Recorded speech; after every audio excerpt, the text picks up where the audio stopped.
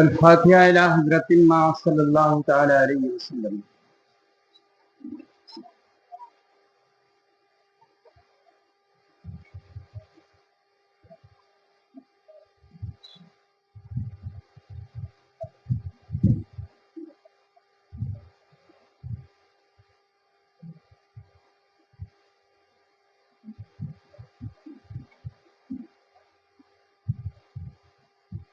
سبحان ربک رب العزت عما یصفون وسلام علی المرسلین والحمد للہ رب العالمین۔ الحمد للہ الذی ابدل الاخلاق بالدین والصلاة والسلام علی من کان نبیا وآدم بین الماء والطین۔ اما بعد اعوذ باللہ من الشیطان الرجیم بسم اللہ الرحمن الرحیم۔ ولا تقولوا لمن يقتل في سبيل الله اموات بل احياء ولكن لا تشعرون ونحن على ذلك لمن الشاهدين والشاكرين والحمد لله رب العالمين۔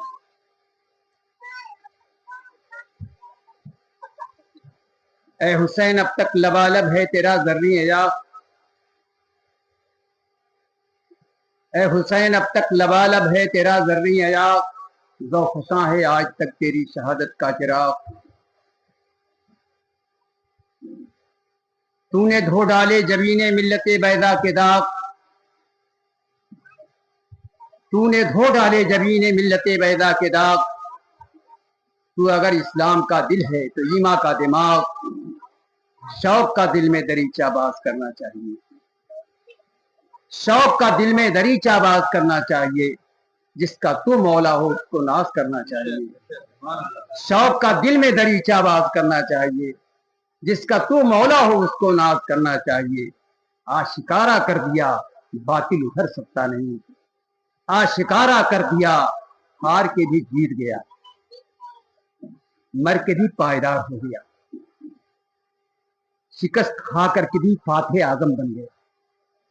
آشکارا کر دیا باطل ادھر سکتا نہیں، لاکھ چاہو زندے جاوید مر سکتا نہیں۔ جان دیتا ہے مسلمان وعدے دیدار پر، رقص کرتا ہے مجاہد تیغ کی جھنکار پر۔ ظلم سے انسانیت مجروح ہو سکتی نہیں، جسم ہو سکتا ہے فانی روح ہو سکتی نہیں۔ عزیزان گرامی، آیت کریمہ کی تلاوت کا شرف حاصل کیا۔ تھوڑی دیر تک آپ حضرات سے مخاطب ہو کر سب جاؤں گا۔ آئیے ہم اور آپ سب مل کر رسول کائنات کی بارگاہ بیکس پرانے ایک مرتبہ ہدیہ درود پیش کرنے اور پڑھنے اللہم صلی وسلم وبارک علی سیدنا مولانا محمد معدن الجود والکرم وعلی بارک وسلم والصلاۃ والسلام علیک یا رسول اللہ یا حبیب اللہ۔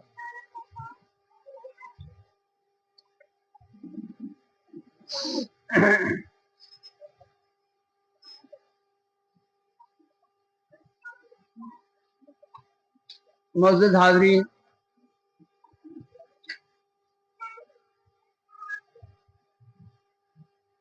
اللہ نے حضرت آدم کو پیدا کیا اور اسی دن سے، جس دن پیدا کیا اسی دن سے ان کا مقابل ان کے سامنے آیا، یعنی حق و باطل کی لڑائی ابتدائے آخریت سے لے کر صبح قیامت تک زمانے میں اور دنیا میں رونما ہوتی رہے گی۔ یہ حق کو باطل کی لڑائی کا اختتام دنیا میں نہیں ہو سکتا ہے آخرت میں اس کا وجود نہ ہو، اس واسطے کی آخرت کا تصور کچھ ایسے ہی ہے۔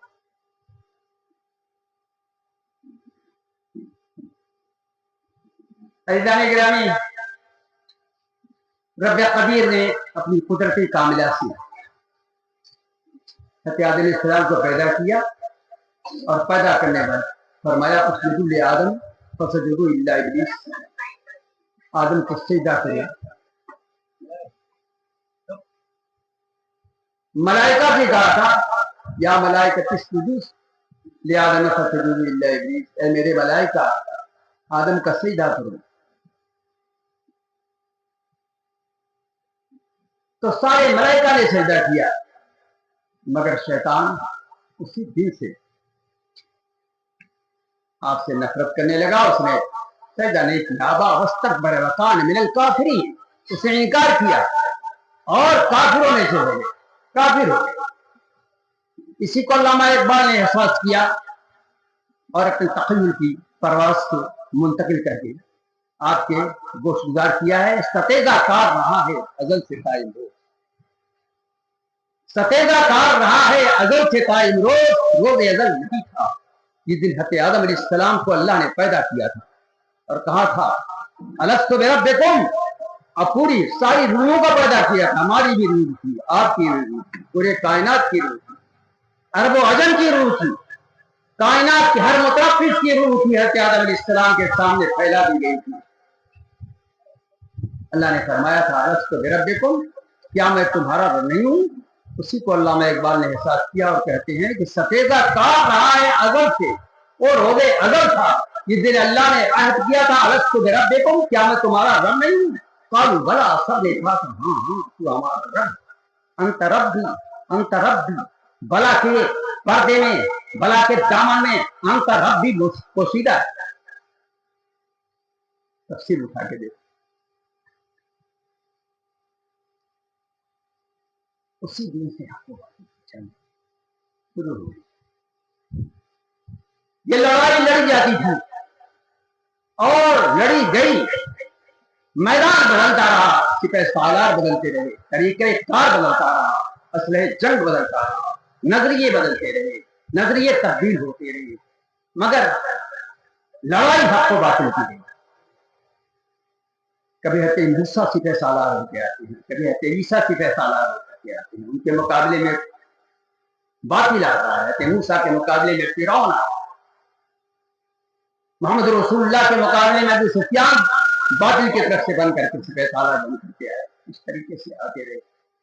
امام علی مقام کے مقابلے میں یزید آئے. حقانیت کی آواز ہے حسین، اور آپ کی شہادت زندگی کی معراج، اللہ کی رضا ہے، رسول اللہ کی سنت ہے، عظمت دین مصطفیٰ ہے اور کامیابی کا راز ہے، حیات کی معراج ہے شہادت، جس سے امام علی مقام ہوتا ہے. امام علی مقام اس بات مقدسہ میں سے ہیں جن کی زندگی کا مقصد تھا جینا ہے وہی جینا، مرنا ہے وہی مرنا، ایک باغ پن سے جینا، ایک باغ پن سے مرنا. آپ کی زندگی یہ مشرے ہدایت ہے اور موت بھی مشرے ہدایت ہے. آپ کی شہادت اپنے دامن میں ہزاروں روشنیاں لیے ہوئی، ہزاروں ہدایتیں لیے ہوئی، ہزاروں برکتیں لیے ہوئی. آج بھی جیسے کہ شاعر کہتا ہے نا، دو پھنسا ہے آج تک تیری شہادت کا چراغ، اے حسین تیری شہادت کے آج بھی ہدایت کے سرچشمے پھوٹتے ہیں. آج بھی تیری ہدایت دنیا اسلام کے لیے سرچشمے حیات، تیرے کارنامے درس عبرت، تیری صبح و شام ہمارے لیے نصیحت، اور تیرا قیام و قعود اللہ کی عبادت، محمد الرسول اللہ کی سنت ہے، ان کی سیرت کا آئینہ ہے. یہ دیکھو امام علی مقام رضی اللہ تعالیٰ عنہ پیدا ہوتی ہی خبر ہو گئی تھی کہ ان کو کربلا میں شہید کیا جائے گا. محمد الرسول اللہ امام حسین کو لیتے ہیں، گود میں لیتے ہیں، اور آپ نے اذان دی. حضرت ام الفضل جو حضرت عباس کی بیوی ہیں، انہوں نے خواب دیکھا، خواب یہ دیکھا رسول اللہ صلی اللہ علیہ وسلم کے جسم اطہر سے ایک ٹکڑا کاٹا گیا اور میری گود میں ڈال دیا گیا. صبح کے وقت بیدار ہوتی ہیں اور بیدار ہونے کے بعد رسول اللہ کی بارگاہ میں حاضر ہوتی ہیں. ام الفضل یہ حضور کی چچی تھی، حضرت میمونہ کی بہن تھی، حضرت عباس کی بیوی تھی، عبداللہ ابن عباس کی ماں تھی، بڑی خوبیوں کی حامل تھی. بڑی کانٹوں کی حامل، سجدے لمبے کھوٹے، ہاتھ ان کا لمبا تھا، سخاوت کرتی تھی اور بانٹتی تھی، صدقات کرتی تھی، اور دیکھا کھرا گئی تسلی کائنات کا جب کیا ہوا ہے، اور اس سے ٹکڑا کاٹا جائے اور میری گود میں ڈالا جائے۔ آپ کے بارگاہ رسول میں عرض کرتی ہوں، یا رسول اللہ میں نے بھیانک خواب دیکھا ہے، کوئی اچھا خواب نہیں دیکھا ہے، بڑا بھیانک خواب دیکھا ہے، آپ کے جسے مبارک کا ایک ٹکڑا کاٹا گیا اور میری گود میں ڈال دیا گیا، میں تھرا ہوں، میرا دل گھبرا ہے، میری آنکھیں اشتباہ ہیں، میں لرزہ مجھ پر طاری ہے، یا رسول اللہ کیا تعبیر ہے، خواب دیکھا ہے، اتنا اچھا خواب دیکھا ہے، دور میں رکھا جائے گا، خواب کی یہی تعبیر میں آئے۔ محمد رسول اللہ نے اللہ اکبر اللہ کی صدائیں بلند کی، یعنی اذان دیا، پہلی آواز وہ امام الانبیاء کی، وہ نبیوں کے سردار، لا الہ الا اللہ رسول اللہ، یہ اذان امام عالی مقام کے کان میں دیا، آپ نے اپنی گود میں دیا،